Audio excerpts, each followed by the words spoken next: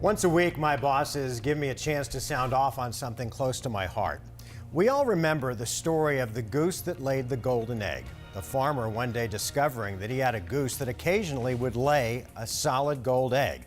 The farmer already had a prosperous farm, but the more golden eggs that he got, the less he wanted to work the farm.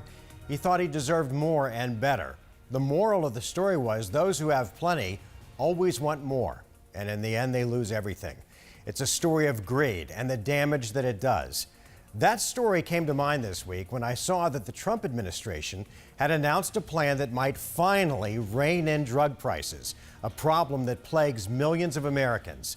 The plan would allow Americans to import lower-cost prescription drugs from countries like Canada. Insulin is a great example. Every day in this country, families are forced to make the agonizing decision between paying their rent or getting their child's insulin. It shouldn't be that way. But when three companies control 90% of the global insulin market, that's what can happen. And the difference between Canada and the U.S. is Canada negotiates the cost of its drugs. The U.S. doesn't. How about the EpiPen? If you're the parent with an allergic child, you know that here, the cost of that life-saving pen has soared to between $600 and $700. That's price gouging, pure and simple.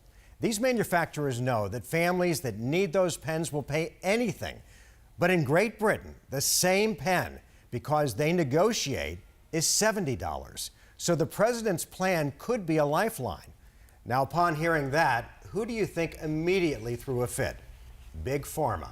They called the plan dangerous for Americans, and they have an army of people and buckets of cash to keep this from happening.